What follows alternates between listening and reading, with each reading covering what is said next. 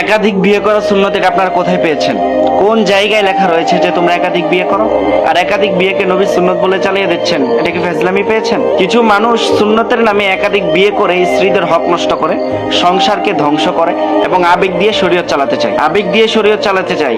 সমাজের কিছু মানুষ এমন ভাবে কথা বলে, আমাদের লেবাসধারী মানুষ এমন ভাবে কথা বলে যে একাধিক বিয়ে বা 4টা বিয়ে না করলে আপনার ইমানই পরিপূর্ণ হবে না। এমন ভাবে তারা কথাবার্তা বলে। আল্লাহ তাআলা বলেন, ফানকিহু মা তাবা লাকুম মিনান নিসাই মাসনা ওয়া সুলাসা ওয়া রুবা। মহিলাদের মধ্য থেকে যাদেরকে তোমাদের ভালো লাগে তোমরা বিয়ে করো। মাসনা 2 পর্যন্ত, ওয়া সুলাসা 3 পর্যন্ত, ওয়া রুবা 4 পর্যন্ত তোমরা বিয়ে করতে পারবে। এই 4 পর্যন্ত অনুমতি দেওয়া হয়েছে। তো আয়াতের এতটুকু অংশ পড়ে কিছু মানুষ, যেই বেটার একটা বিয়ে করারও যোগ্যতা নাই, বউ পালার মুরাদ নাই, সেই বেটাও লাফিয়ে উঠে এতটুকু শুনেই যে 4 বিয়ে পর্যন্ত ইসলাম জায়েজ করেছে, যে এতটুকু অংশ মানে আয়াতের এই অংশটা শুনেই সে লাফ দিয়ে উঠে যে সে 2টা বিয়ে করবে, 3টা বিয়ে করবে, 4টা বিয়ে করবে। পরবর্তীতে আল্লাহ তাআলা যে কি বলেছেন সেটার দিকে সে ভুলেও ভ্রুক্ষেপ করে না, মূর্খতার পরিচয় দেয়। পরবর্তীতে আল্লাহ তাআলা বলেছেন, ফাইন খিফতুম আল্লা তা'দিলু ফাওয়াহিদা। ফাইন খিফতুম, তোমরা যদি ভয় করো, লা তা'দিলু, তোমরা ন্যায় বিচার করতে পারবে না, ফাওয়াহিদা, তাহলে তোমার জন্য একটাই যথেষ্ট।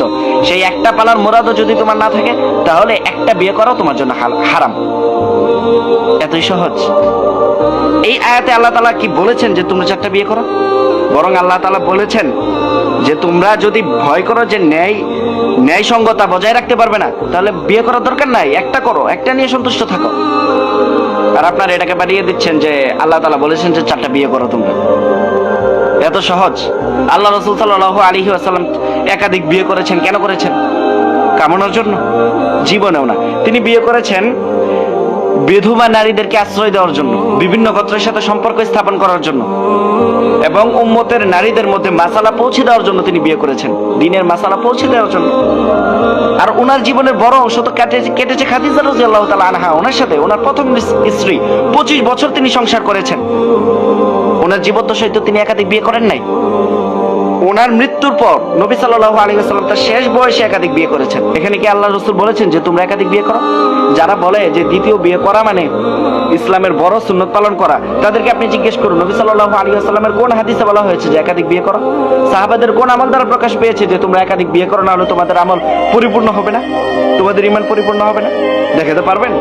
একটা সিঙ্গেল দলিল দেখাতে পারবেন? সিঙ্গেল দলিলও দেখাতে পারবেন না। চ্যালেঞ্জ করলাম, একটা সিঙ্গেল দলিলও দেখাতে পারবেন না যে আমাদের সাহাবারা নবী সাল্লাল্লাহু আলাইহি ওয়াসাল্লাম বলেছেন যে তোমরা একাধিক বিয়ে করো সুন্নত। একটা সিঙ্গেল দলিলও আপনারা দেখাতে পারবেন না। ইসলাম এটা আবেগ দিয়ে চলে না। ইসলাম হলো দলিলের ধর্ম। শরীয়ত আপনারা